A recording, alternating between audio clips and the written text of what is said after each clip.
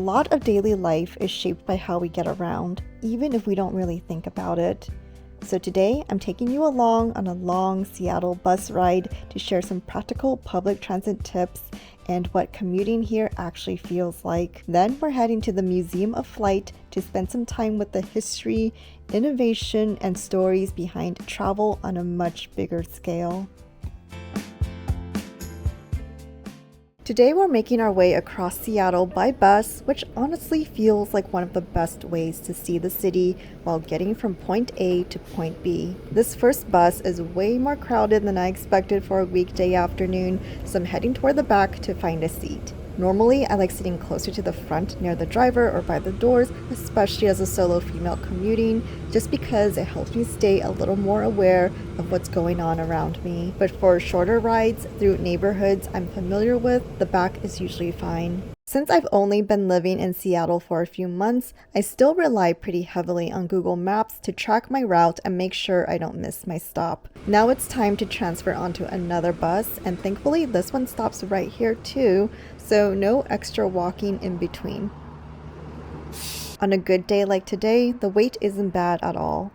Some routes can be a little bit less frequent, but during busier daytime hours, buses usually come every 10 to 20 minutes. If you're already planning your trip back, the return route is usually just located right across the street, which makes navigating a lot less confusing.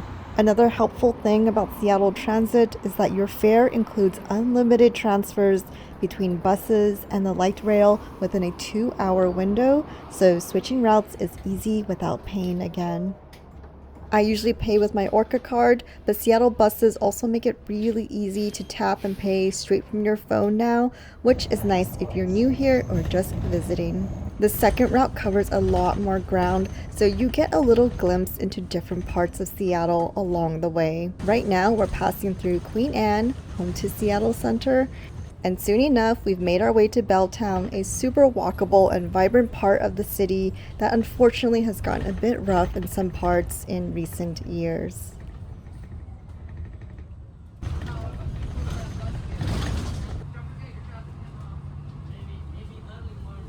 And just like that, we've made it to my final stop. One thing I really appreciate about Seattle is how accessible so much of the city feels without needing a car.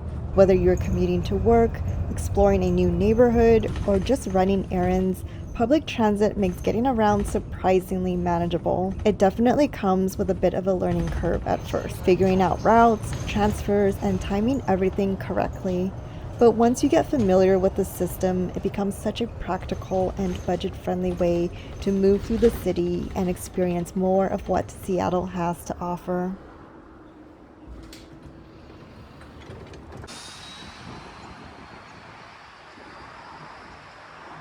From the bus stop, I'm making my way through the Memorial Bridge. This is inspired by the structure of historical aviation engineering. As you walk through, you can also hear music from milestone aviation and space events.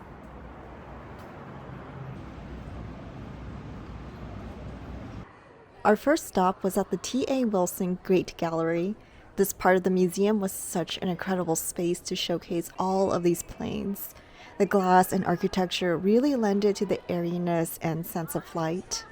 We then headed to another gallery full of NASA artifacts. Here we have the Apollo Command Module, where astronauts would stay during the 3-day-long journey to the moon and back.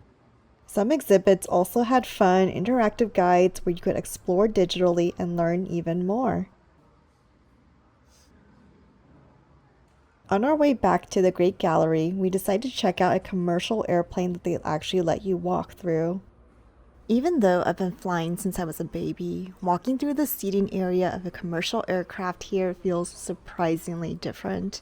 Without the usual rush of boarding or passengers around, you actually get to slow down and notice the cabin layout, seat design, and just how iconic these interiors really are.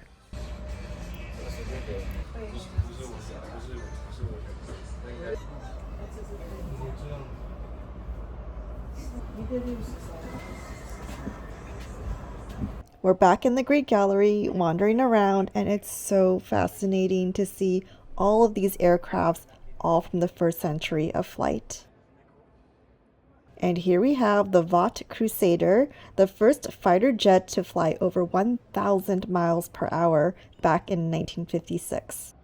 The Museum of Flight's collection includes the Blackbird, also known as the world's fastest plane, as well as the rare Learfan 2100, a plane made entirely of composite materials. This here is the Northrop Freedom Fighter, developed in 1959. During the Cold War, they saw a need for fighter aircraft that was lightweight, economical, and easy to maintain. Moving on to the Personal Courage Wing, this two-story exhibition shows the aircraft of both World Wars. We started off with the World War II planes. This here is the Curtiss P-40 Warhawk. This Goodyear Corsair definitely caught my eye thanks to its unique wing design. Known as an inverted gull wing, its purpose was to reduce the weight of the landing gear in order to accommodate the massive propeller. Hundreds of different types of aircraft were used in World War II. This prolific period of aviation development is illustrated with these display cases of model airplanes. Walking through the Personal Courage Wing is honestly pretty surreal.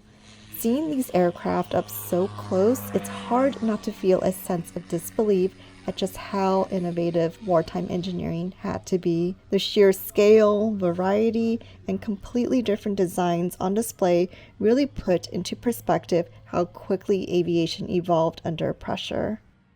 Our next stop was in the Space Gallery. Here we got to explore NASA's fuselage trainer.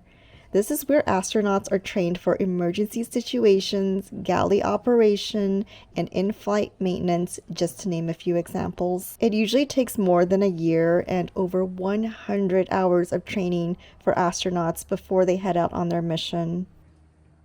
The Aviation Pavilion is an open-air exhibition that houses rare and unique commercial and military aircraft. Here we're heading onto the Concorde. The Concorde wasn't just an aircraft. It was a symbol of speed redefined. First flown in the late 1960s, it was developed through a rare partnership between Britain and France, and it became the first and only commercial supersonic passenger jet to ever enter regular service. Moving through the cabin, the seating layout is narrow but surprisingly refined for its time. Concorde cruised at over twice the speed of sound, around Mach 2, meaning passengers could fly from London to New York in about 3.5 hours, often crossing the Atlantic faster than the Earth rotated beneath them. Further back, you notice how compact everything is. That wasn't by accident. Every inch was engineered for aerodynamics and efficiency at extreme speeds. Being able to actually walk through some of these rare aircraft makes the experience feel so much more immersive.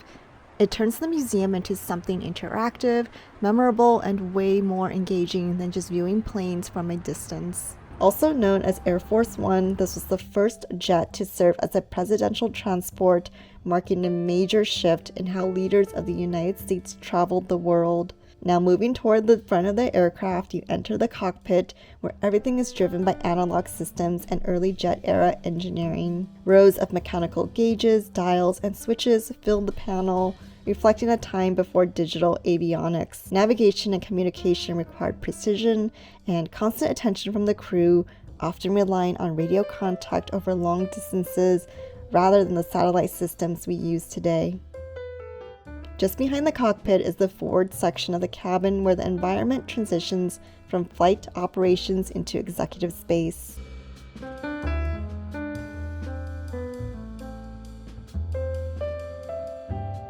This area was designed for mobility and function, seating arranged to allow meetings, briefings, and in-flight coordination between the president and staff.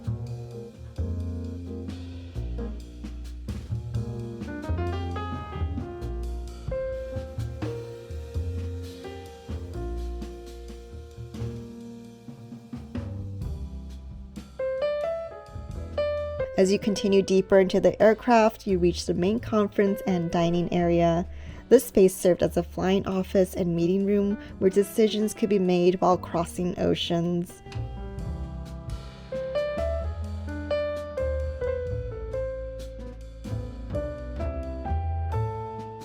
Further back, the cabin becomes more private and subdued.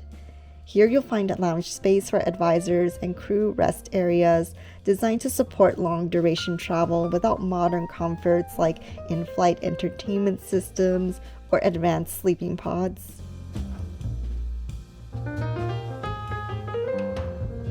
At the very rear of the aircraft, utility spaces and lavatories remind you that despite its historic importance, this is still a working jet, engineered for endurance, reliability, and constant readiness. And finally, here we have the man, the myth, the legend, D.B. Cooper. The fascinating, unsolved mystery of one of the greatest heists in history is all over YouTube and the internet. I recommend checking it out if you're unfamiliar with the story. And that's it for this week's Seattle Adventures. Thanks for watching, and I'll see you soon in the next one. Bye!